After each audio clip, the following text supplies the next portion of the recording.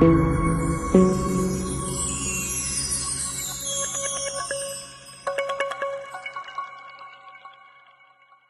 सत्कारयोग गुरु रूप प्यारी साध संगत जी, गुरु दरबार दीयां हाज़रियां नितनेम कर्म अनुसार भरदे हाँ। हर एक मनुख की परमात्मा के दर ते इहो ही इच्छा है कि परमात्मा जिस तरह आप जियां ने इतना उच्चा ते सुच्चा जीवन बनाया है, बख्शिश कीता है, ये जीवन उच्चा ही रहे। गुरु साहिब जी महाराज जी अगे अरदास बेनती है, ये जीवन उच्चा ते सुच्चा रहे ताकि परमात्मा इस दुनिया दे विच अदे दुनिया दे जान तो बाद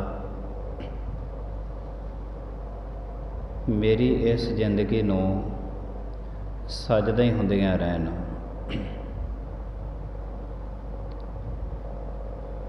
गुरु दी सिੱਖੀ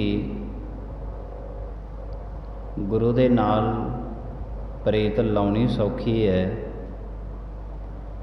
तोड़ निभाउणी बड़ी औखी है।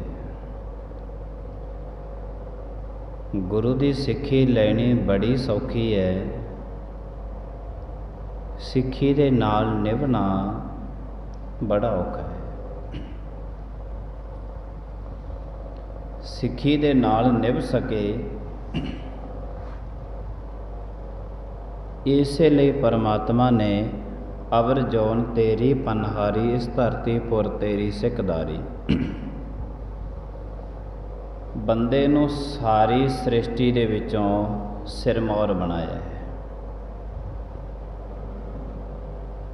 जिन्नी भी सृष्टि असीं तकदे हां, ये सारी दी सारी सृष्टि बंदे तो थल्ले है। देवते भी थल्ले ने,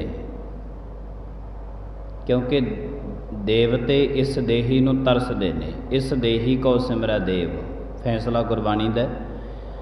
देवतियां कोल ये मनुखां वाली देही है नहीं, वो भी तरसदे ने। इस वास्ते देवते भी मनुख तो थल्ले ने।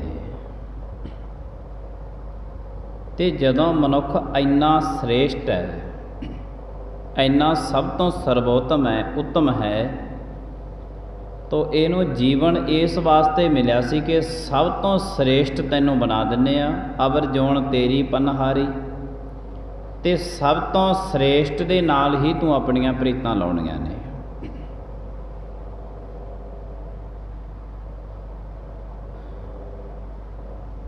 क्योंकि जदों कोई भी वड्डा काम करना होवे ते उहदे वास्ते साधन भी वड्डा करना पैंदा है।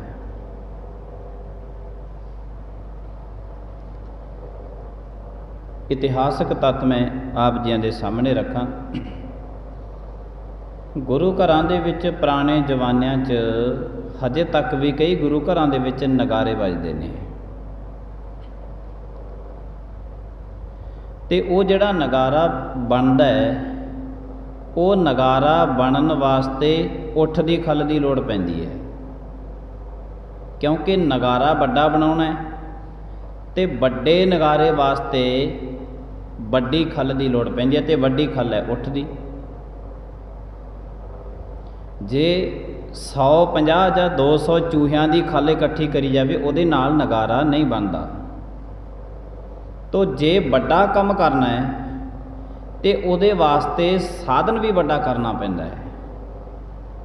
तो सारी सृष्टि दे विचों परमात्मा ने मनुख नूं ये गल कही कि तैनूं परमात्मा दे विच लीन होण वास्ते एक समा दिन्ने आ, वो वड्डा साधन है। इस करके श्रेष्ठ देही परमात्मा ने मनुख नूं बख्शी है, ताकि तू परमात्मा दे विच लीन हो सके। सारी दियां सारियां ਜੋਨੀਆਂ ਜਿਹੜੀਆਂ ਨੇ ਇਹ ਮਨੁੱਖਤਾ ਤੋਂ ਥੱਲੇ ਨੇ। ਤੇ ਸ੍ਰੇਸ਼ਟ ਦੇਹੀ ਇਸ ਵਾਸਤੇ ਮਿਲੀ ਹੈ ਕਿ ਤੂੰ ਸ੍ਰੇਸ਼ਟ ਪਰਮਾਤਮਾ ਦੇ ਵਿੱਚ ਲੀਨ ਹੋ ਸਕੇ। ਉਹ ਹੁਣ ਮਰਜ਼ੀ ਤੇਰੀ ਹੈ ਕਿ ਤੂੰ ਬਹੁਤ ਉੱਚਾ ਖੜਾ ਹੈ, ਉਚਾਈ ਵੱਲ ਜਾਣਾ ਚਾਹੁੰਦਾ ਹੈ, ਜਾਂ ਤੂੰ ਨੀਵੇਂਪਨ ਪਸ਼ੂ ਪੰਛੀਆਂ ਦੀ ਸ਼੍ਰੇਣੀ ਦੇ ਵਿੱਚ ਆਉਣਾ ਚਾਹੁੰਦਾ ਹੈ। ਇਹ ਮਰਜ਼ੀ ਮਨੁੱਖ 'ਤੇ ਖੜੀ ਹੈ। ਤਾਂ ਮਨੁੱਖ ਦੇਹੀ ਸਭ ਤੋਂ ਸ੍ਰੇਸ਼ਟ ਮੰਨੀ ਗਈ ਹੈ। ਇਸ ਤੋਂ ਉੱਤੇ ਹੋਰ ਕੁਝ ਵੀ ਨਹੀਂ ਹੈ, ਕਿਉਂਕਿ ਪਰਮਾਤਮਾ ਨੇ ਇੱਕ ਵੱਡਾ ਸਾਧਨ ਤਿਆਰ ਕੀਤਾ ਹੈ ਵੱਡੇ ਪਰਮਾਤਮਾ ਦੇ ਵਿੱਚ ਲੀਨ ਹੋਣ ਵਾਸਤੇ। ਪਰ ਗੁਰੂ ਸਾਹਿਬ ਜੀ ਮਹਾਰਾਜ ਕਹਿੰਦੇ ਨੇ ਕਿ ਇਸ ਦੇਹੀ ਦੇ ਹੁੰਦਿਆਂ ਹੋਇਆਂ ਤੂੰ ਪਰਮਾਤਮਾ ਦਾ ਨਾਮ ਸਿਮਰਨ ਕਰਨਾ ਹੈ, ਬੰਦਗੀ ਕਰਨੀ ਹੈ, ਤਾਂ ਕਿ ਇਹ ਜਿਹੜੀ ਤੇਰੀ ਦੇਹੀ ਹੈ ਇਹ ਪਾਵਨ ਅਤੇ ਪਵਿੱਤਰ ਹੋ ਜਾਵੇ। ਸਿਮਰਨ ਬੰਦਗੀ ਕਰਨੀ ਹੈ। ਤੇ ਹਰ ਇੱਕ ਮਨੁੱਖ ਦੀ ਇਹ ਇੱਛਾ ਹੁੰਦੀ ਹੈ ਕਿ ਕਿਵੇਂ ਨਾ ਕਿਵੇਂ ਇਹ ਦੇਹੀ ਜਿਹੜੀ ਹੈ ਇਹਨੂੰ ਪਾਵਨ ਅਤੇ ਪਵਿੱਤਰ ਬਣਾਇਆ ਜਾਵੇ।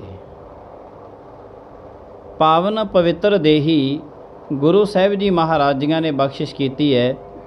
ਬੜੀ ਵੱਡੀ ਸ੍ਰੇਸ਼ਟ ਦੇਹੀ ਹੈ ਕਿ ਤੂੰ ਪਰਮਾਤਮਾ ਦਾ ਰੂਪ ਹੋ ਸਕਦਾ ਹੈ। ਬਾਕੀ ਦੀਆਂ ਸਾਰੀਆਂ ਜੋਨੀਆਂ ਨੂੰ ਇਹਨਾਂ ਨੂੰ ਕੋਈ ਵੀ ਐਸਾ ਤਖੱਲਸ ਨਹੀਂ ਮਿਲਿਆ ਹੋਇਆ ਕਿ ਇਹ ਪਰਮਾਤਮਾ ਦਾ ਰੂਪ ਹੋ ਸਕਣ। ਬਾਕੀ ਦੀ ਕਿਸੇ ਦੇਹੀ ਨੂੰ ਨਹੀਂ ਮਿਲਿਆ। ਤਾਂ ਗੁਰੂ ਸਾਹਿਬ ਜੀ ਮਹਾਰਾਜ ਕਹਿੰਦੇ ਨੇ, ਅਵਰ ਜੋਨ ਤੇਨੀ ਪਨਹਾਰੀ, ਇਸ ਧਰਤੀ ਪੁਰ ਤੇਰੀ ਸਿਕਦਾਰੀ। ਕਿਤਨੀ ਵੱਡੀ ਧਰਤੀ ਹੈ, ਸਾਰੀ ਦੀਆਂ ਸਾਰੀਆਂ ਜੋਨੀਆਂ ਨੇ, ਔਰ ਸਾਰੀ ਦੀਆਂ ਸਾਰੀਆਂ ਜੋਨੀਆਂ ਦੇ ਵਿੱਚੋਂ ਇੱਕ ਤੈਨੂੰ ਮਿਲਿਆ ਹੋਇਆ ਹੈ ਇਹ ਤਖੱਲਸ।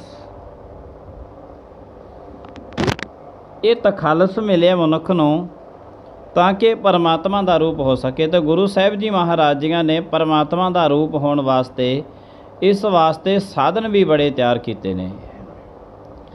ਇਸ ਭਵ ਸਾਗਰ ਤੋਂ ਪਾਰ ਹੋਣ ਵਾਸਤੇ ਬੜੇ ਤਰ੍ਹਾਂ ਦੇ ਸਾਧਨ ਪਰਮਾਤਮਾ ਨੇ ਤਿਆਰ ਕੀਤੇ ਨੇ। ਪਰਮਾਤਮਾ ਨੇ ਇਸ ਧਰਤੀ ਦੇ ਉੱਪਰ ਆਪਣੇ ਮੌਜੂਦਾ ਘਰ ਵੀ ਬਣਾਏ ਹੋਏ ਨੇ, ਜਿਨ੍ਹਾਂ ਘਰਾਂ ਦੇ ਵਿੱਚ ਮਨੁੱਖ ਜਾਵੇ, ਪਰਮਾਤਮਾ ਦਾ ਸਿਮਰਨ ਬੰਦਗੀ ਕਰੇ, ਪਰਮਾਤਮਾ ਦੇ ਹੁਕਮ ਨੂੰ ਸੁਣੇ ਅਤੇ ਪਰਮਾਤਮਾ ਦੇ ਹੁਕਮ ਨੂੰ ਮੰਨੇ, ਤਾਂ ਕਿ ਇਹ ਮਨੁੱਖ ਆਪਣੇ ਆਪ ਨੂੰ ਪਾਵਨ ਅਤੇ ਪਵਿੱਤਰ ਕਰ ਸਕੇ। ਗੁਰੂ ਸਾਹਿਬ ਜੀ ਮਹਾਰਾਜ ਜੀਆਂ ਦੇ ਅਨੇਕਾਂ ਦਰ ਨੇ, ਜਿਨ੍ਹਾਂ ਦਰਾਂ 'ਤੇ ਮਨੁੱਖ ਜਾਂਦਾ ਹੈ, ਸਤਿਗੁਰੂ ਮਹਾਰਾਜ ਜੀਆਂ ਦੀ ਪਾਵਨ ਪਵਿੱਤਰ ਗੁਰਬਾਣੀ ਨੂੰ ਪੜ੍ਹਦਾ ਹੈ, ਗੁਰਬਾਣੀ ਨੂੰ ਸੁਣਦਾ ਹੈ। ਬਕਾਇਦਾ ਗੁਰੂ ਸਾਹਿਬ ਜੀ ਮਹਾਰਾਜ ਜੀਆਂ ਦੇ ਚਰਨਾਂ ਦੇ ਵਿੱਚ ਬੈਠ ਕੇ ਅਕਾਲ ਪੁਰਖ ਮਹਾਰਾਜ ਜੀਆਂ ਦੇ ਹੁਕਮ ਨੂੰ ਸੁਣ ਕੇ ਅਕਾਲ ਪੁਰਖ ਦੇ ਹੁਕਮ ਨੂੰ ਮੰਨਣ ਦੇ ਯਤਨ ਕਰਦਾ ਹੈ। ਤੋ ਯਤਨ ਬਥੇਰੇ ਕੀਤੇ ਨੇ ਮਨੁੱਖ ਨੇ, ਪਰ ਇਹ ਕੀਤੇ ਹੋਏ ਯਤਨ ਮਨੁੱਖ ਦੇ ਇੱਕ ਨਾ ਇੱਕ ਦਿਨ ਰਾਸ ਜ਼ਰੂਰ ਆ ਜਾਂਦੇ ਹਨ। ਜਿਹੜਾ ਕੋਈ ਲਗਾਤਾਰ ਯਤਨ ਹੀ ਕਰਦਾ ਰਹੇ, ਤੋ ਜਿਹੜਾ ਕੋਈ ਲਗਾਤਾਰ ਰਸਤੇ 'ਤੇ ਚੱਲਦਾ ਹੀ ਰਹੇ ਤੋ ਐਸੇ ਨੂੰ ਤੇ ਗੁਰੂ ਸਾਹਿਬ ਜੀ ਮਹਾਰਾਜ ਕਹਿੰਦੇ ਹਨ ਕਿ ਇਹ ਮਨੁੱਖ ਲਗਾਤਾਰ ਚੱਲਦਾ ਇੱਕ ਨਾ ਇੱਕ ਦਿਨ ਇਹਨੇ ਆਪਣੀ ਮੰਜ਼ਿਲ ਤੱਕ ਪਹੁੰਚ ਜਾਣਾ ਹੈ। ਤੇ ਮੰਜ਼ਿਲ ਦੀ ਸੇਧ ਲੈ ਕੇ ਹੀ ਮਨੁੱਖ ਚੱਲਦਾ ਹੈ। ਸਮਾਜਿਕ ਨਿਯਮਾਂ ਦੇ ਵਿੱਚ ਹੀ ਉਂਝ ਹੁੰਦਾ ਹੈ ਕਿ ਜਿਵੇਂ ਮਨੁੱਖ ਆਪਣੇ ਘਰ ਦੇ ਵਿੱਚੋਂ ਚੱਲਦਾ ਹੈ, ਤੋ ਸਮਾਜਿਕ ਨਿਯਮਾਂ ਦੇ ਵਿੱਚ ਇਹ ਲਗਾਤਾਰ ਚੱਲਦਾ ਹੀ ਰਹਿੰਦਾ ਹੈ, ਸੇਧ ਲੈ ਕੇ ਚੱਲਦਾ ਹੈ ਆਪਣੇ ਘਰ ਵਿੱਚੋਂ ਕਿ ਮੈਂ ਚੱਲਿਆ ਕਿੱਥੋਂ ਆ, ਪੈਂਡਾ ਕਿੰਨਾ ਕੁ ਹੈ, ਕਿੰਨੇ ਸਮੇਂ ਦੇ ਵਿੱਚ ਸਫ਼ਰ ਤੈਅ ਕਰ ਲਵਾਂਗਾ ਤੇ ਅਸੀਂ ਕਿਸ ਜਗ੍ਹਾ 'ਤੇ ਮੈਂ ਪਹੁੰਚਣਾ ਹੈ। ਹਰ ਇੱਕ ਮਨੁੱਖ ਜਿਹੜਾ ਹੈ ਉਹ ਸਾਰੇ ਦਾ ਸਾਰਾ ਪਹਿਲਾ ਸਫ਼ਰ ਜਿਹੜਾ ਹੈ, ਰਸਤਾ ਜਿਹੜਾ ਹੈ ਉਹ ਤਿਆਰ ਕਰਦਾ ਹੈ। ਪਰਮਾਤਮਾ ਨੇ ਇਸ ਦੇ ਵਾਸਤੇ ਰਸਤਾ ਇੱਕ ਸਪੈਸ਼ਲ ਤਿਆਰ ਕੀਤਾ ਹੋਇਆ ਹੈ ਕਿ ਇਹ ਮਨੁੱਖ ਤੇਰੇ ਵਾਸਤੇ ਰਸਤਾ ਤਿਆਰ ਕੀਤਾ ਹੈ। ਇਹ ਰਸਤੇ 'ਤੇ ਤੂੰ ਸਿਰਫ ਤੇ ਸਿਰਫ ਚੱਲਣਾ ਹੈ। ਜਿਵੇਂ ਜਿਵੇਂ ਰਸਤੇ ਤੂੰ ਚੱਲੇਗਾ ਇੱਕ ਨਾ ਇੱਕ ਦਿਨ ਤੋਂ ਮੰਜ਼ਿਲ 'ਤੇ ਪਹੁੰਚ ਜਾਵੇਂਗਾ। ਪਰ ਇਹ ਪਰਮਾਤਮਾ ਦੀ ਬਖਸ਼ਿਸ਼ ਦੇ ਨਾਲ, ਪਰਮਾਤਮਾ ਦੇ ਆਨੰਦਮਈ ਜੀਵਨ ਜਿਹੜਾ ਬਖਸ਼ਿਸ਼ ਕੀਤਾ, ਜੇ ਮਨੁੱਖ ਆਨੰਦ ਦੇ ਵਿੱਚ ਚੱਲਦਾ ਹੈ ਤਾਂ ਫਿਰ ਇਸ ਮਾਰਗ 'ਤੇ ਚੱਲਿਆ ਜਾਂਦਾ ਹੈ। ਪਰਮਾਤਮਾ ਦਾ ਇਹ ਦੱਸਿਆ ਹੋਇਆ ਮਾਰਗ ਕਠਿਨ ਜ਼ਰੂਰ ਹੈ। ਜਨ ਨਾਨਕ ਇਹ ਖੇਲ ਕਠਿਨ ਹੈ, ਕਿਨਹੋਂ ਗੁਰਮੁਖ ਜਾਨਾ। ਇਹ ਖੇਲ ਬੜਾ ਕਠਿਨ ਹੈ ਅਤੇ ਕਠਿਨ ਖੇਲ ਦੇ ਵਿੱਚ, ਇਸ ਦੇ ਵਿੱਚ ਪਾਸ ਕੋਈ ਵਿਰਲਾ ਵਾਂਝਾ ਹੀ ਹੁੰਦਾ ਹੈ। ਹਰ ਇੱਕ ਮਨੁੱਖ ਜਿਹੜਾ ਹੈ ਉਹ ਪਾਸ ਨਹੀਂ ਹੋ ਸਕਦਾ। ਇਹ ਜਿਹੜਾ ਪਾਸ ਤੇ ਫੇਲ ਦਾ, ਇਹ ਵੀ ਸਾਰੀ ਦੀ ਸਾਰੀ ਜ਼ਿੰਦਗੀ ਮਨੁੱਖ ਸੰਘਰਸ਼ ਦੇ ਵਿੱਚ ਚੱਲਦਾ ਰਹਿੰਦਾ ਹੈ। ਫੇਲ ਹੋਣ ਵਾਸਤੇ ਮਨੁੱਖ ਨੂੰ ਕੋਈ ਯਤਨ ਨਹੀਂ ਕਰਨੇ ਪੈਂਦੇ, ਪਾਸ ਹੋਣ ਵਾਸਤੇ ਅਨੇਕਾਂ ਯਤਨ ਮਨੁੱਖ ਨੂੰ ਕਰਨੇ ਪੈਂਦੇ ਨੇ ਕਿ ਕਿਵੇਂ ਨਾ ਕਿਵੇਂ ਮੈਂ ਮਨੁੱਖ ਦੇਹੀ ਦੇ ਹੁੰਦਿਆਂ ਹੋਇਆਂ ਪਾਸ ਹੋ ਜਾਵਾਂ। ਕਈ ਮਨੁੱਖ ਆਪਣੇ ਜੀਵਨ ਦੇ ਵਿੱਚ ਪਾਸ ਹੋਣਾ ਚਾਹੁੰਦੇ ਨੇ ਅਤੇ ਕਈ ਮਨੁੱਖ ਜਿਹੜੇ ਨੇ ਮਨੁੱਖਾ ਦੇਹੀ ਦੇ ਹੁੰਦਿਆਂ ਹੋਇਆਂ ਸਾਰੀ ਦੀ ਸਾਰੀ ਜ਼ਿੰਦਗੀ ਪਾਸ ਹੋਣ ਦੀ ਬਿਲਕੁਲ ਵੀ ਇੱਛਾ ਨਹੀਂ ਰੱਖਦੇ, ਬਿਲਕੁਲ ਲਗਾਤਾਰ ਫੇਲ ਹੁੰਦੇ ਰਹਿੰਦੇ ਨੇ, ਲਗਾਤਾਰ ਹਾਰਦੇ ਰਹਿੰਦੇ ਨੇ। ਪਰ ਉਹਨਾਂ ਦਾ ਜਿਹੜਾ ਜੀਵਨ ਹੈ ਇਹ ਕੋਈ ਸ੍ਰੇਸ਼ਟ ਜੀਵਨ ਨਹੀਂ ਬਣਦਾ। ਸ੍ਰੇਸ਼ਟ ਜੀਵਨ ਉਸੇ ਹੀ ਬੱਚੇ ਦਾ ਬਣਦਾ ਹੈ ਜਿਹੜਾ ਸਕੂਲੀ ਵਿੱਦਿਆ ਦੇ ਵਿੱਚ ਲਗਾਤਾਰ ਪਾਸ ਹੁੰਦਾ ਰਹੇ ਅਤੇ ਪਾਸ ਹੋ ਕੇ ਜਿਹੜਾ ਹੈ ਉਹਦੇ ਕੋਲ ਡਿਗਰੀਆਂ ਆ ਜਾਂਦੀਆਂ ਨੇ। ਡਿਗਰੀਆਂ ਦੇ ਆਧਾਰ 'ਤੇ ਉਹਨੂੰ ਨੌਕਰੀ ਦੀ ਪ੍ਰਾਪਤੀ ਹੋ ਜਾਂਦੀ ਹੈ। ਨੌਕਰੀ ਦੇ ਆਧਾਰ 'ਤੇ ਉਹ ਆਪਣੀ ਜਿਹੜੀ ਜ਼ਿੰਦਗੀ ਹੈ ਬੜੇ ਸੁਚੱਜੇ ਢੰਗ ਦੇ ਨਾਲ ਜਿਹੜਾ ਹੈ ਉਹਨੂੰ ਜਿਉਂ ਲੈਂਦਾ ਹੈ। ਵਰਨਾ ਇਹ ਜ਼ਿੰਦਗੀ, ਜੇ ਕੋਈ ਮਨੁੱਖ ਲਗਾਤਾਰ ਫੇਲ ਹੀ ਹੁੰਦਾ ਰਹੇ, ਫੇਲ ਹੀ ਹੁੰਦਾ ਰਹੇ ਤਾਂ ਉਹਦੀ ਜ਼ਿੰਦਗੀ ਨਰਕਾਂ ਤੋਂ ਸਿਵਾਏ ਕੁਛ ਵੀ ਨਹੀਂ ਰਹਿੰਦੀ। ਸਮਾਜਿਕ ਨਿਯਮਾਂ ਦੇ ਵਿੱਚ ਤੇ ਸਭ ਕੁਝ ਮਿਲਿਆ ਹੋਇਆ ਮਨੁੱਖ ਨੂੰ, ਪਰ ਫਿਰ ਵੀ ਇਹ ਜਿਹੜੇ ਜ਼ਿੰਦਗੀ ਦੇ ਵਿੱਚ ਫੇਲ ਹੋ ਜਾਂਦੇ ਨੇ ਉਹ ਲਗਾਤਾਰ ਇਸ ਜ਼ਿੰਦਗੀ ਨੂੰ ਨਰਕ ਭਰੀ ਜ਼ਿੰਦਗੀ ਉਹਨੂੰ ਕਿਹਾ ਜਾਂਦਾ ਹੈ। ਨਰਕ ਭਰੀ ਜ਼ਿੰਦਗੀ ਜਿਉਂ ਰਹੇ ਨੇ, ਲਗਾਤਾਰ ਹੀ ਫੇਲ ਹੁੰਦੇ ਆ ਰਹੇ ਨੇ। ਤੋ ਜੇ ਲਗਾਤਾਰ ਹੀ ਫੇਲ ਹੁੰਦੇ ਰਹੇ ਤਾਂ ਇਹ ਜ਼ਿੰਦਗੀ ਇੱਕ ਨਾ ਇੱਕ ਦਿਨ ਬਿਲਕੁਲ ਪਸ਼ੂਆਂ ਦੀ ਤਰ੍ਹਾਂ ਬਣ ਜਾਂਦੀ ਹੈ, ਬਿਲਕੁਲ ਪਸ਼ੂਆਂ ਦੀ ਤਰ੍ਹਾਂ ਬਣ ਜਾਂਦੀ ਹੈ। ਅਤੇ ਜਿਹਦੀ ਜ਼ਿੰਦਗੀ ਬਿਲਕੁਲ ਪਸ਼ੂਆਂ ਦੀ ਤਰ੍ਹਾਂ ਬਣ ਗਈ ਹੈ, ਉਹ ਕੋਈ ਜ਼ਿੰਦਗੀ ਆਮ ਜ਼ਿੰਦਗੀ ਮਨੁੱਖ ਦੀ ਨਹੀਂ ਰਹਿ ਜਾਂਦੀ ਹੈ। ਤਾਂ ਉਹਨੂੰ ਗੁਰੂ ਸਾਹਿਬ ਜੀ ਮਹਾਰਾਜ ਜੀ ਬਿਆਨ ਕਰਦੇ ਨੇ, ਪੇਟ ਭਰਿਓ ਪਸ਼ੂਆ ਜਿਉਂ ਸੋਇਓ, ਮਨੁੱਖ ਜਨਮ ਹੈ ਹਾਰਿਓ। ਮਨੁੱਖ ਨੇ ਆਪਣਾ ਇਹ ਜਿਹੜਾ ਜਨਮ ਸੀ ਉਹ ਹਾਰ ਲਿੱਤਾ ਹੈ, ਹਾਰ ਗਿਆ ਇਸ ਜੀਵਨ ਨੂੰ, ਕਿਉਂਕਿ ਇਹਨੇ ਆਪਣਾ ਜੀਵਨ ਸ੍ਰੇਸ਼ਟ ਬਣਾਉਣ ਦੇ ਬਿਲਕੁਲ ਵੀ ਯਤਨ ਨਹੀਂ ਕੀਤੇ। ਤੋ ਅਕਾਲ ਪੁਰਖ ਮਹਾਰਾਜ ਜੀ ਕਹਿੰਦੇ ਨੇ ਕਿ ਇਸ ਜੀਵਨ ਨੂੰ ਸ੍ਰੇਸ਼ਟ ਬਣਾਉਣ ਵਾਸਤੇ ਸਾਰੀਆਂ ਜੋਨੀਆਂ ਦੇ ਵਿੱਚੋਂ ਇਹਨੂੰ ਮੁਕਤੀ ਦੇਣ ਵਾਸਤੇ ਇੱਕ ਸ੍ਰੇਸ਼ਟ ਜੀਵਨ ਬਖਸ਼ਿਸ਼ ਕੀਤਾ ਹੈ। ਉਹ ਸ੍ਰੇਸ਼ਟ ਜੀਵਨ ਹੈ ਮਨੁੱਖ ਜੀਵਨ। ਅਤੇ ਜਿਹਨੂੰ ਮਨੁੱਖਾ ਦੇਹੀ ਮਿਲੀ ਹੋਈ ਹੈ, ਗੁਰੂ ਸਾਹਿਬ ਜੀ ਮਹਾਰਾਜ ਕਹਿੰਦੇ ਨੇ ਉਹ ਸ੍ਰੇਸ਼ਟ ਦੇ ਨਾਲ ਹੀ ਜੁੜੇ, ਆਪਣੇ ਤੋਂ ਜਿਹੜੇ ਅਗਾਹਾਂ ਬੈਠੇ ਨੇ ਉਹਨਾਂ ਦੇ ਨਾਲ ਹੀ ਜੁੜਨ ਦਾ ਯਤਨ ਕਰੇ। ਪਿਛਾਂਹ ਮੁੜਨ ਦੀ ਇਹਨੂੰ ਲੋੜ ਨਹੀਂ ਹੈ। ਜੇ ਪਿਛਾਂਹ ਮੁੜਿਆ ਤੇ ਗੁਰੂ ਸਾਹਿਬ ਜੀ ਮਹਾਰਾਜ ਕਹਿੰਦੇ ਅਨੇਕਾਂ ਜੋਨੀਆਂ ਦੇ ਵਿੱਚੋਂ ਤੇ ਜੋ ਨਿਕਲ ਕੇ ਆਇਆ, ਹੁਣ ਫਿਰ ਉਹਨਾਂ ਕੰਮਾਂ ਦੇ ਵਿੱਚ ਜਾ ਰਹੇ ਜੋਨੀਆਂ ਦੇ ਵਿੱਚ। ਜੇ ਪਿਛਾਂਹ ਨੂੰ ਮੁੜਿਆ ਤੇ ਹਜ਼ਾਰਾਂ ਸਾਲ ਲੱਗ ਜਾਣੇ ਨੇ ਤੈਨੂੰ ਇਹ ਜੋਨੀਆਂ ਭੁਗਤਦਿਆਂ। ਜੇ ਅਗਾਹਾਂ ਨੂੰ ਜਾਵੇਗਾ ਤੇ ਸਾਰੀ ਦੀਆਂ ਸਾਰੀਆਂ ਜੋਨੀਆਂ ਦੇ ਵਿੱਚੋਂ ਤੈਨੂੰ ਮੁਕਤੀ ਮਿਲ ਜਾਣੀ ਹੈ। ਹੁਣ ਗੱਲ ਮਨੁੱਖ 'ਤੇ ਖੜੀ ਹੈ ਕਿ ਇਹ ਮੁਕਤੀ ਚਾਹੁੰਦਾ ਹੈ ਜਾਂ ਇਹ ਜੋਨੀਆਂ ਭੁਗਤਣੀਆਂ ਚਾਹੁੰਦਾ ਹੈ। ਸਿਰਮੌਰ ਜੀਵਨ ਮਿਲਿਆ ਤੇ ਗੁਰੂ ਨਾਨਕ ਦੇਵ ਸਾਹਿਬ ਜੀ ਮਹਾਰਾਜ ਜੀਆਂ ਨੇ ਤੇ ਐਲਾਨੀਆਂ ਅਕਾਲ ਪੁਰਖ ਮਹਾਰਾਜ ਜੀਆਂ ਦੇ ਜਿਹੜੇ ਪਵਿੱਤਰ ਬੋਲ ਨੇ ਉਹ ਲਿਆ ਕੇ ਅਕਾਲ ਪੁਰਖ ਮਹਾਰਾਜ ਜੀਆਂ ਦੇ ਪਵਿੱਤਰ ਬੋਲ ਮਨੁੱਖ ਦੇ ਝੋਲੀ ਦੇ ਵਿੱਚ ਪਾਏ ਨੇ, ਤਾਂ ਕਿ ਇਹ ਮਨੁੱਖ ਜਿਹੜਾ ਹੈ ਇਹ ਲਗਾਤਾਰ ਆਪਣੇ ਕਰਮ ਜਾਰੀ ਰੱਖੇ, ਲਗਾਤਾਰ ਪਰਮਾਤਮਾ ਦੇ ਬੋਲਾਂ ਨੂੰ ਸੁਣਦਾ ਹੀ ਰਵੇ ਤੇ ਜੇ ਇਸ ਨੇ ਪਰਮਾਤਮਾ ਦੇ ਬੋਲ ਸੁਣ ਕੇ ਮੰਨੇ ਨਾ ਤੇ ਕਿਤੇ ਫਿਰ ਜੋਨੀਆਂ ਦੇ ਵਿੱਚ ਨਾ ਚਲਿਆ ਜਾਵੇ। ਇਸੇ ਲਈ ਗੁਰੂ ਨਾਨਕ ਦੇਵ ਸਾਹਿਬ ਮਹਾਰਾਜ ਜੀਆਂ ਨੇ ਇੱਕ ਬਹੁਤ ਵੱਡਾ ਜਹਾਜ਼ ਤਿਆਰ ਕੀਤਾ ਹੈ। ਨਾਨਕ ਨਾਮ ਜਹਾਜ਼ ਹੈ ਚੜ੍ਹੇ ਸੋ ਤਰੇ ਪਾਰ। ਜਿਹੜੇ ਇਸ ਜਹਾਜ਼ 'ਤੇ ਚੜ੍ਹ ਜਾਂਦੇ ਹਨ ਉਹਨਾਂ ਨੂੰ ਅਕਾਲ ਪੁਰਖ ਮਹਾਰਾਜ ਜੀ ਉਹਨਾਂ ਦੀ ਜ਼ਿੰਦਗੀ ਨੂੰ ਪਾਰ ਉਤਾਰ ਦਿੰਦੇ ਨੇ ਤੇ ਪਾਰ ਉਤਾਰਾ ਜ਼ਿੰਦਗੀ ਦਾ ਉਹਨਾਂ ਦਾ ਹੋ ਜਾਂਦਾ ਹੈ। ਤਾਂ ਗੁਰੂ ਸਾਹਿਬ ਜੀ ਮਹਾਰਾਜ ਦੀ ਬਖਸ਼ਿਸ਼ ਦੇ ਨਾਲ, ਆਨੰਦ ਦੇ ਨਾਲ ਇਹ ਜਿਹੜਾ ਸ੍ਰੇਸ਼ਟ ਐਡਾ ਮਨੁੱਖਤਾ ਨੂੰ ਜੀਵਨ ਮਿਲਿਆ ਹੋਇਆ ਹੈ, ਇਹ ਸਭ ਤੋਂ ਸ੍ਰੇਸ਼ਟ ਮਿਲਿਆ ਹੋਇਆ ਹੈ। ਤੇ ਗੁਰੂ ਸਾਹਿਬ ਜੀ ਮਹਾਰਾਜ ਕਹਿੰਦੇ ਨੇ ਫਿਰ ਸ੍ਰੇਸ਼ਟ ਜੀਵਨ ਮਿਲਿਆ ਤੇ ਸ੍ਰੇਸ਼ਟ ਹੀ ਕਰਮ ਕਰ ਤੂੰ। ਇਹ ਕਰਮ ਨਾ ਕਰ ਕੋਈ ਆਮ ਕਰਮ, ਸ੍ਰੇਸ਼ਟ ਕਰਮ ਕਰ।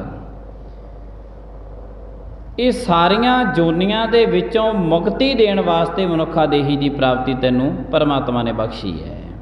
ਤਾਂ ਗੁਰੂ ਸਾਹਿਬ ਜੀ ਮਹਾਰਾਜ ਜੀ, ਸਾਹਿਬ ਸ੍ਰੀ ਗੁਰੂ ਅਮਰਦਾਸ ਸਾਹਿਬ ਜੀ ਮਹਾਰਾਜ, ਗੁਰੂ ਦਾ ਸਿੱਖ, ਗੁਰੂ ਦੇ ਪਿਆਰੇ, ਜਦੋਂ ਗੁਰੂ ਸਾਹਿਬ ਜੀ ਮਹਾਰਾਜ ਜੀਆਂ ਨੇ ਮੰਜੀਆਂ ਦਿੱਤੀਆਂ ਨਾ, ਉਦੋਂ ਇੱਕ ਮਾਤਾ ਨੂੰ ਮੰਜੀ ਵੀ ਦਿੱਤੀ ਸੀ ਜੋ ਲਾਹੌਰ ਦੇ ਵਿੱਚ ਜਾ ਕੇ ਪ੍ਰਚਾਰ ਕਰਦੀ ਸੀ ਸਿੱਖੀ ਦਾ। ਤੇ ਲਾਹੌਰ ਸ਼ਹਿਰ ਦਾ ਵਸਨੀਕ ਸੇਠ ਮਹਿੰਗਾ ਮੱਲ ਬਹੁਤ ਅਮੀਰ ਸੇਠ ਸੀ। ਭਿਆਨਕ ਬਿਮਾਰੀ ਲੱਗ ਗਈ। ਵੈਦਾਂ ਹਕੀਮਾਂ ਨੇ ਜਵਾਬ ਦੇ ਦਿੱਤਾ। ਸੇਠ ਦੇ ਘਰੇ ਬਹੁਤ ਧਨ ਸੀਗਾ ਪਰ ਵੈਦ ਹਕੀਮ ਕਹਿਣ ਲੱਗੇ ਇਸ ਬਿਮਾਰੀ ਦਾ ਇਲਾਜ ਕੋਈ ਨਹੀਂ। ਜਦੋਂ ਉਸ ਮਾਤਾ ਦੇ ਕੋਲ ਗਿਆ ਤੇ ਉਹ ਕਹਿਣ ਲੱਗੀ ਤੂੰ ਇੰਜ ਕਰ ਕਿ ਤੂੰ ਗੋਇੰਦਵਾਲ ਸਾਹਿਬ ਗੁਰੂ ਅਮਰਦਾਸ ਸਾਹਿਬ ਮਹਾਰਾਜ ਕੋਲੇ ਚਲਿਆ ਜਾ। ਉਹ ਕਹਿਣ ਲੱਗਾ ਜੀ ਠੀਕ ਹੈ। ਗੁਰੂ ਸਾਹਿਬ ਜੀ ਮਹਾਰਾਜ ਕੋਲੇ ਗਿਆ। ਇੱਕ ਦਿਨ ਗੁਰੂ ਸਾਹਿਬ ਜੀ ਮਹਾਰਾਜ ਨਾ ਮਿਲੇ, ਲੰਗਰ ਦੀ ਸੇਵਾ ਕਰਦਾ ਰਿਹਾ। ਦੂਜੇ ਦਿਨ ਵੀ ਨਾ ਮਿਲੇ, ਤੀਜੇ ਦਿਨ ਮਿਲੇ ਤਾਂ ਗੁਰੂ ਸਾਹਿਬ ਜੀ ਮਹਾਰਾਜ ਜੀਆਂ ਨੂੰ ਦੱਸਿਆ। ਕਹਿਣ ਲੱਗੇ ਮਹਾਰਾਜ ਬੜੀ ਭਿਆਨਕ ਬਿਮਾਰੀ ਨੇ ਘੇਰ ਲਿਆ ਮੈਨੂੰ, ਬੜੀ ਭਿਆਨਕ ਬਿਮਾਰੀ ਨੇ। ਮੈਂ ਇਸ ਬਿਮਾਰੀ ਤੋਂ ਸਦਾ ਵਾਸਤੇ ਮੁਕਤੀ ਚਾਹੁੰਦਾ, ਤਾਂ ਆਪ ਦੀ ਕਿਰਪਾ ਕਰ ਦਿਓ। ਗੁਰੂ ਸਾਹਿਬ ਜੀ ਮਹਾਰਾਜ ਕਹਿਣ ਲੱਗੇ ਸੇਠ ਮਹਿੰਗਾ ਮੱਲ ਜੀ ਤੂੰ ਗੁਰੂ ਦੇ ਲੰਗਰ ਦੇ ਵਿੱਚ ਸੇਵਾ ਕਰਿਆ ਕਰ। ਇਹ ਲੰਗਰ ਦੇ ਵਿੱਚ ਜਿਵੇਂ ਜਿਵੇਂ ਸੇਵਾ ਕਰਦਾ ਜਾਏਗਾ ਤੇਰੀ ਬਿਮਾਰੀ ਖਤਮ ਹੋ ਜਾਣੀ ਹੈ। ਲੰਗਰ ਦੇ ਵਿੱਚ ਸੇਵਾ ਤੇ ਲੱਗ ਗਿਆ। ਘਰਦਿਆਂ ਨੂੰ ਕਹਿਣ ਲੱਗਿਆ ਹੁਣ ਤੁਸੀਂ ਚਲੇ ਜਾਓ, ਮੈਂ ਹੁਣ ਇੱਥੇ ਰਹਿ ਕੇ ਗੁਰੂ ਦੇ ਦਰਬਾਰ ਦੇ ਵਿੱਚ ਸੇਵਾ ਕਰਨੀ ਹੈ। ਠੀਕ ਹੈ। ਹੌਲੀ ਹੌਲੀ ਲੰਗਰ ਦੇ ਵਿੱਚ ਸੇਵਾ ਕਰਦਾ ਰਿਹਾ ਤੇ ਸਰੀਰ ਠੀਕ ਹੁੰਦਾ ਰਿਹਾ। ਜਦੋਂ ਸਰੀਰ ਠੀਕ ਹੋਣ ਗਿਆ ਲੱਗ ਗਿਆ ਤੇ ਲੰਗਰ ਵਾਸਤੇ ਜੰਗਲ ਦੇ ਵਿੱਚੋਂ ਲੱਕੜੀਆਂ ਲਿਆਉਣ ਲੱਗ ਗਿਆ। ਗੁਰੂ ਸਾਹਿਬ ਦੀ ਕਿਰਪਾ ਹੋਣੀ ਸ਼ੁਰੂ ਹੋ ਗਈ। ਜਿਵੇਂ ਜਿਵੇਂ ਝਾੜੂ ਲਾਉਂਦਾ ਉਵੇਂ ਉਵੇਂ ਮਨ ਮਾਂਜਿਆ ਗਿਆ, ਸ਼ੁੱਧ ਹੋ ਗਿਆ ਮਨ। ਸੇਠ ਮਹਿੰਗਾ ਮੱਲ ਨੂੰ ਗੁਰੂ ਅਮਰਦਾਸ ਸਾਹਿਬ ਜੀ ਮਹਾਰਾਜ ਕਹਿਣ ਲੱਗੇ ਤੂੰ ਲੰਗਰ ਦੇ ਵਿੱਚ ਸੇਵਾ ਕਰਦਾ, ਲੱਕੜੀਆਂ ਲੈ ਕੇ ਆਉਣਾ, ਜਿਹੜਾ ਲੰਗਰ ਬਚ ਜਾਂਦਾ ਤੂੰ ਉਹਦਾ ਕੀ ਕਰਦਾ ਹੈ? ਉਹ ਗਊਆਂ ਨੂੰ ਪਾਇਆ ਕਰ। ਜੇ ਫਿਰ ਵੀ ਬਚ ਜਾਵੇ ਤੇ ਉਹ ਸਾਰਾ ਲੰਗਰ ਇਕੱਠਾ ਕਰਕੇ ਤੇ ਰਾਤ ਦੇ ਸਮੇਂ ਦਰਿਆ ਦੇ ਵਿੱਚ ਤੋਂ ਮੱਛੀਆਂ ਨੂੰ ਪਾ ਕੇ ਆਇਆ ਕਰ। ਉਹ ਕਹਿਣ ਲੱਗਾ ਜੀ ਠੀਕ ਹੈ, ਕਿਉਂਕਿ ਹੁਣ ਸਰੀਰ ਜ਼ਿੰਦਗੀ ਸਰੀਰ ਦੇ ਨਾਲ ਸਾਰੇ ਦੇ ਸਾਰੇ ਦੁਨੀਆਦਾਰੀ ਦੇ ਰਸ ਮਨੁੱਖ ਮਾਣਦਾ ਹੈ, ਪਰ ਜੇ ਸਰੀਰ ਨੂੰ ਕੋਈ ਭਿਆਨਕ ਬਿਮਾਰੀ ਲੱਗ ਜੇ ਇਹਦੇ ਵਾਸਤੇ ਮਿੱਟੀ ਰਹਿ ਜਾਂਦੇ ਨੇ, ਕੁਝ ਵੀ ਨਹੀਂ ਰਹਿੰਦੇ, ਮਿੱਟੀ ਰਹਿ ਜਾਂਦੇ ਨੇ। ਤੋ ਸਾਰੀ ਦੀ ਸਾਰੀ ਜ਼ਿੰਦਗੀ ਰਸ ਭਰੀ ਰਹਿੰਦੀ ਹੈ ਜਿੰਨਾ ਟਾਈਮ ਸਰੀਰ ਮਨੁੱਖ ਦਾ ਕਾਮਯਾਬ ਰਹੇ, ਕੋਈ ਬਿਮਾਰੀ ਨਾ ਲੱਗੇ। ਇੱਕ ਬਿਮਾਰੀ ਨੇ ਲੱਗਿਆ, ਸਾਰੇ ਰਸ ਜਿਹੜੇ ਨੇ ਉਹ ਬੇਰਸੇ ਹੋ ਜਾਂਦੇ ਨੇ, ਬੇਰਸੇ ਹੋ ਜਾਂਦੇ ਨੇ। ਤੋ ਇਸ ਕਰਕੇ ਜ਼ਿੰਦਗੀ ਦੇ ਵਿੱਚ ਕਦੀ ਵੀ ਸਰੀਰ ਨੂੰ ਬਹੁਤਾ ਹੱਦੋਂ ਵੱਧ ਕਸ਼ਟ ਨਹੀਂ ਦੇਣਾ ਚਾਹੀਦਾ। ਕਰਮ ਕਰਨੇ ਨੇ ਮਨੁੱਖ ਕਰੇ।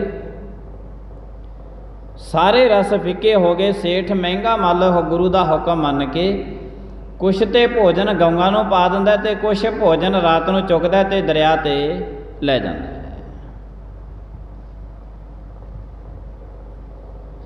ਇੱਕ ਦਿਨ ਅੱਧੀ ਰਾਤ ਦਾ ਸਮਾਂ ਹੋ ਗਿਆ, ਕਿਉਂਕਿ ਜਦੋਂ ਲੰਗਰ ਸਾਰਾ ਵਰਤ ਜਾਂਦਾ ਸੀ ਉਸ ਤੋਂ ਬਾਅਦ ਹੀ ਸੀ ਜਿਹੜਾ ਉਹ ਸਾਰਾ ਚੱਕ ਕੇ ਦਰਿਆ ਦੇ ਵਿੱਚ ਪਾ ਕੇ ਆਉਂਦਾ ਸੀ ਮੱਛੀਆਂ ਨੂੰ। ਇੰਝ ਕਹਿ ਸਕਦੇ ਹਾਂ ਕਿ ਰਾਤ ਦਾ 10-11 ਦਾ ਟਾਈਮ ਹੋ ਗਿਆ ਅੰਦਾਜ਼ਨ। ਸੇਠ ਮਹਿੰਗਾ ਮੱਲ ਜੀ ਗਏ ਦਰਿਆ ਦੇ ਵਿੱਚ ਮੱਛੀਆਂ ਨੂੰ ਲੰਗਰ ਪਾਉਣ ਵਾਸਤੇ, ਤੇ 4 ਬੰਦੇ ਦਰਿਆ ਤੇ ਸੇਠ ਮਹਿੰਗੇ ਮੱਲ ਨੂੰ ਨਜ਼ਰ ਆਏ ਨੇ ਅੱਧੀ ਰਾਤ ਨੂੰ।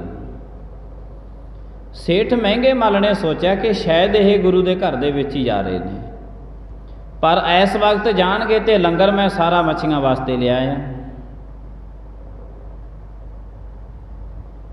ਲੰਗਰ ਤੇ ਮੈਂ ਸਾਰਾ ਲਿਆ, ਇਹਨਾਂ ਨੂੰ ਲੰਗਰ ਨਹੀਂ ਮਿਲਣਾ।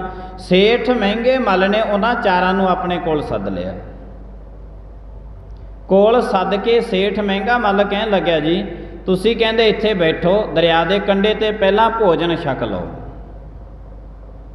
ਉਹ 4 ਕੌਣ ਸਨ? ਉਹ 4 ਉਹ ਬੰਦੇ ਸੀ ਜਿਹੜੇ ਗੁਰੂ ਦੇ ਘਰ ਦੇ ਵਿੱਚ, ਗੁਰੂ ਅਮਰਦਾਸ ਸਾਹਿਬ ਮਹਾਰਾਜ ਦੇ ਘਰ ਦੇ ਵਿੱਚ ਚੋਰੀ ਕਰਨ ਵਾਸਤੇ ਆਏ ਸੀ। 4 ਚੋਰ।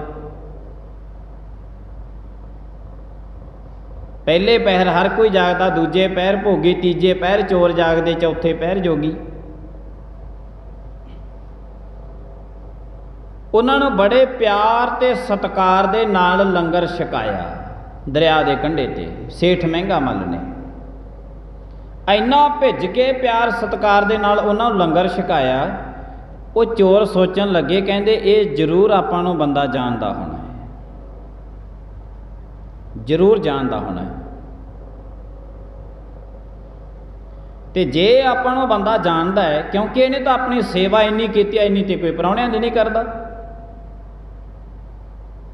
ਤੇ ਜੇ ਆਪਾਂ ਨੂੰ ਜਾਣਦਾ ਹੈ ਉਧਰੋਂ ਆਪਾਂ ਚੋਰੀ ਕਰ ਲੈਣੀ ਹੈ, ਤੇ ਇਹਨੇ ਗੁਰੂ ਅਮਰਦਾਸ ਸਾਹਿਬ ਜੀ ਮਹਾਰਾਜ ਨੂੰ ਦੱਸ ਦੇਣਾ ਕਿ ਫਲਾਣੇ ਚੋਰ ਆਏ ਸੀਗੇ, ਜ਼ਰੂਰ ਜਾਣਦਾ ਹੋਣਾ ਹੈ। ਉਹਨਾਂ ਚੋਰਾਂ ਨੇ ਸੋਚਿਆ, ਕਹਿੰਦੇ ਪਹਿਲਾਂ ਇਹਦਾ ਹੀ ਕੰਮ ਕਰਨਾ ਪਊਗਾ, ਕਿਉਂਕਿ ਚੋਰ ਦੇ ਨਾਲ ਜਾਣ ਪਛਾਣ ਬੜੀ ਮਹਿੰਗੀ ਪੈਂਦੀ ਹੈ। ਕੋਈ ਕਿਤੇ ਚੋਰ ਮਿਲ ਜੇ ਨਾ ਰਸਤੇ ਦੇ ਵਿੱਚ, ਜਾਂ ਕਦੇ ਰੱਬ ਨਾ ਕਰੇ ਘਰ ਦੇ ਵਿੱਚ ਹੀ ਆ ਜਾਣ, ਉਹਦੇ ਨਾਲ ਜਾਣ ਪਛਾਣ ਨਹੀਂ ਕਰਨੀ ਕਿ ਅਸੀਂ ਤੈਨੂੰ ਜਾਣਦੇ ਹਾਂ, ਵਰਨਾ ਉਹ ਸਮਾਨ ਚੱਕਣ ਤੋਂ ਪਹਿਲਾਂ ਸਾਡਾ ਕੰਮ ਕਰੇਗਾ। ਵੀ ਜੇ ਜਾਣੇ ਇਹਨੇ ਸੁਬਾਹ ਹੁੰਦਿਆਂ ਪੁਲਿਸ ਨੇ ਦੱਸ ਦੇਣਾ, ਪਿੰਡ ਵਾਲਿਆਂ ਨੇ ਇਹਨੇ ਦੱਸਣਾ ਕਿ ਫਲਾਨਾ ਆਇਆ ਸੀ ਚੋਰੀ ਕਰਨ ਵਾਸਤੇ। ਚੋਰ ਦੇ ਨਾਲ ਜਾਣ ਪਛਾਣ ਕਰਨ ਦੀ ਲੋੜ ਨਹੀਂ ਹੈ। ਸਿਆਣਾ ਬੰਦਾ ਤੇ ਜੇ ਪਛਾਣ ਲਵੇ ਤਾਂ ਵੀ ਨਹੀਂ ਬੋਲਦਾ, ਤਾਂ ਵੀ ਚੋਰ ਨੂੰ ਨਹੀਂ ਦੱਸਦਾ ਤੂੰ ਫਲਾਨਾ ਹੈ, ਕਿਉਂਕਿ ਉੱਥੇ ਹੀ ਚੋਰ ਨੂੰ ਸਭ ਤੋਂ ਵੱਡਾ ਖਤਰਾ ਹੁੰਦਾ ਹੈ ਜਾਣ ਪਹਿਚਾਣ ਤੋਂ, ਕਿ ਮੈਨੂੰ ਕੋਈ ਜਾਣੇ ਨਾ। ਇਸ ਕਰਕੇ ਚੋਰ ਕਾਰੇ ਕੱਪੜੇ ਪਾਉਂਦੇ ਨੇ, ਮੂੰਹ 'ਤੇ ਪੱਟੀ ਬੰਨ੍ਹ ਲੈਂਦੇ ਨੇ, ਤੇ ਆਪਣਾ ਜਿਹੜਾ ਸਾਰੇ ਦਾ ਸਾਰਾ ਪਹਿਰਾਵਾ ਜਿਹੜਾ ਹੈ ਉਹ ਬਦਲ ਲੈਂਦੇ ਨੇ, ਤਾਂ ਕਿ ਸਾਨੂੰ ਕੋਈ ਪਹਿਚਾਣੇ ਨਾ। ਤੇ ਪਹਿਚਾਣ ਤੋਂ ਹੀ ਚੋਰ ਨੂੰ ਸਭ ਤੋਂ ਵੱਡਾ ਖਤਰਾ ਹੁੰਦਾ ਹੈ। ਤੇ ਇਹਨੇ ਕੀ ਕੀਤਾ, ਉਹਨਾਂ ਨੇ ਭੋਜਨ ਪਾਣੀ ਛਕਿਆ। ਉਹ ਕਹਿੰਦੇ ਜੇ ਆਪਾਂ ਨੂੰ ਜਾਣਦਾ ਹੋਇਆ ਇਹ, ਤੇ ਇਹਨੇ ਸੁਬਾਹ ਹੁੰਦੇ ਦੱਸ ਦੇਣਾ ਹੈ। ਉਹਨਾਂ ਨੇ ਕੀ ਕੀਤਾ, ਸੇਠ ਮਹਿੰਗਾ ਮੱਲ ਨੂੰ ਰਾਤ ਨੂੰ ਉਹਨਾਂ ਤੋਂ ਭੋਜਨ ਛਕਿਆ, ਤੇ ਉਹਨੂੰ ਫੜ ਕੇ ਦਰਿਆ ਦੇ ਕੰਢੇ ਤੇ ਰਾਤ ਨੂੰ ਮਿੱਟੀ ਦੇ ਵਿੱਚ ਦੱਬਤਾ। ਸੇਠ ਮਹਿੰਗਾ ਮੱਲ ਨੂੰ ਵੀ ਇਹਦਾ ਪਹਿਲਾਂ ਕੰਮ ਕਰੀਏ, ਵੀ ਜਿਹੜਾ ਇੰਨੀ ਸੇਵਾ ਕਰਦਾ ਇਹ ਜਾਣ ਪਹਿਚਾਣ ਵਾਲਾ ਲੱਗਦਾ ਆਪਣੇ। ਰਾਤ ਨੂੰ ਸੇਠ ਮਹਿੰਗਾ ਮੱਲ ਨੂੰ ਦੱਬ ਕੇ ਗੁਰੂ ਅਮਰਦਾਸ ਸਾਹਿਬ ਜੀ ਮਹਾਰਾਜ ਦੇ ਚਰਨਾਂ ਵਿੱਚ ਆ ਗਈ। ਇੱਧਰੋਂ ਜਿਹੜੇ ਲੰਗਰ ਦੇ ਸਿੱਖ ਨੇ ਉਹ ਉਡੀਕੀ ਜਾਂਦੇ ਨੇ ਕਿ ਅੱਜ ਸੇਠ ਮਹਿੰਗਾ ਮੱਲ ਨਹੀਂ ਆਇਆ। ਉਡੀਕ ਹੁੰਦੀ ਹੈ ਗਏ ਬੰਦੇ ਦੀ। ਕਹਿੰਦੇ ਅੱਜ ਸੇਠ ਮਹਿੰਗਾ ਮੱਲ ਨਹੀਂ ਆਇਆ। ਆਪਣੇ ਅੱਗੇ ਤੇ ਆ ਜਾਂਦਾ ਹੁੰਦਾ ਸੀ। ਉਹਨਾਂ ਨੂੰ ਇਸ ਫਿਕਰ ਦੇ ਵਿੱਚ ਨੀਂਦ ਨਾ ਆਈ, ਗੱਲਾਂ ਕਰਦੇ ਰਹੇ। ਹੁਣ ਸਿੱਖ ਲੰਗਰ ਦੇ ਵਿੱਚ ਬੈਠੇ ਗੱਲਾਂ ਕਰਦੇ ਨੇ, ਇੱਧਰੋਂ ਚੋਰ ਆ ਗਏ। ਜਦੋਂ ਉਹ 4-5 ਜਾਣੇ ਬੈਠੇ ਨੇ ਤੇ ਇਹ ਚੋਰੀ ਕਿੱਥੋਂ ਕਰਨ? ਕਿਉਂਕਿ ਪੁਰਾਣੇ ਜ਼ਮਾਨਿਆਂ ਦੇ ਵਿੱਚ ਇਹੀ ਹੁੰਦਾ ਸੀਗਾ, ਜਾਂ ਕਿਸੇ ਨੇ ਕੋਈ ਲੰਗਰ ਦੇ ਵਿੱਚੋਂ ਆਟਾ ਕੋਟਾ ਚੁੱਕ ਲੈਣਾ ਜਾਂ ਭਾਂਡੇ ਚੁੱਕ ਲੈਣੇ। ਹੋਰ ਪੁਰਾਣੇ ਜ਼ਮਾਨਿਆਂ ਦੇ ਵਿੱਚ ਕਿਹੜੀਆਂ ਚੋਰੀਆਂ ਹੁੰਦੀਆਂ ਸੀ? ਹੋਰ ਪੁਰਾਣੇ ਜ਼ਮਾਨਿਆਂ ਦੇ ਵਿੱਚ ਕੋਈ ਬਹੁਤੀ ਵੱਡੀ ਚੋਰੀ ਨਹੀਂ ਹੋਣੀ ਸੀ। ਸਾਰੀ ਰਾਤ ਸਿੱਖ ਜਾਗਦੇ ਰਹੇ, ਇਹਨਾਂ ਨੂੰ ਚੋਰੀ ਕਰਨ ਦਾ ਮੌਕਾ ਨਾ ਮਿਲਿਆ। ਸਾਰੀ ਰਾਤ ਜਾਗਦੇ ਰਹੇ, ਸੇਠ ਮਹਿੰਗਾ ਮੱਲ ਕਿਉਂ ਨਹੀਂ ਆਇਆ? ਦਿਨ ਚੜਿਆ। ਗੁਰੂ ਅਮਰਦਾਸ ਸਾਹਿਬ ਜੀ ਮਹਾਰਾਜ ਨੂੰ ਦੱਸਿਆ, ਮਹਾਰਾਜ ਰਾਤ ਸੇਠ ਮਹਿੰਗਾ ਮੱਲ ਨਹੀਂ ਮੁੜ ਕੇ ਆਇਆ, ਦਰਿਆ ਦੇ ਕੰਢੇ ਤੇ ਗਿਆ। ਗੁਰੂ ਅਮਰਦਾਸ ਸਾਹਿਬ ਜੀ ਮਹਾਰਾਜ ਸਭ ਦੇ ਦਿਲਾਂ ਦੀਆਂ ਜਾਣਨਹਾਰ ਗੁਰੂ ਸਾਹਿਬ ਜੀ ਮਹਾਰਾਜ, ਉਹਨਾਂ ਚੋਰਾਂ ਨੇ ਸੋਚਿਆ ਚਲੋ ਕਹਿੰਦੇ ਹੁਣ ਇਹਨਾਂ ਨੂੰ ਪਤਾ ਤੇ ਨਹੀਂ ਲੱਗਿਆ, ਆਪਾਂ ਨੂੰ ਚੋਰੀ ਕਰਨ ਦਾ ਮੌਕਾ ਤਾਂ ਨਹੀਂ ਮਿਲਿਆ, ਪਰ ਕਮ ਸੇ ਕਮ ਆਪਾਂ ਨੂੰ ਇੰਨਾ ਤਾਂ ਮੌਕਾ ਮਿਲ ਗਿਆ ਵੀ ਪਹਿਲਾਂ ਤਾਂ ਲੰਗਰ ਦੇ ਇਕੱਲੇ ਭਾਂਡੇ ਚੱਕਣੇ ਸੀ, ਹੁਣ ਆਪਾਂ ਨੂੰ ਤਿਜੋਰੀਆਂ ਦਾ ਵੀ ਪਤਾ ਲੱਗ ਜੂ ਵੀ ਸੋਨਾ ਚਾਂਦੀ ਇਹ ਕਿੱਥੇ ਰੱਖਦੇ ਨੇ, ਇਹਨਾਂ ਦੇ ਕੋਲ ਰਹਿੰਦੇ ਆ। ਤੇ ਜਦੋਂ ਗੁਰੂ ਅਮਰਦਾਸ ਸਾਹਿਬ ਜੀ ਮਹਾਰਾਜ ਜਾਣਨਹਾਰ, ਇਹ ਚੋਰਾਂ ਨੇ ਜਦੋਂ ਚੋਰੀ ਕਰਨ ਦਾ ਯਤਨ ਕੀਤਾ ਤੇ ਸਿੱਖਾਂ ਨੇ ਇਹਨਾਂ ਨੂੰ ਫੜ ਲਿਆ।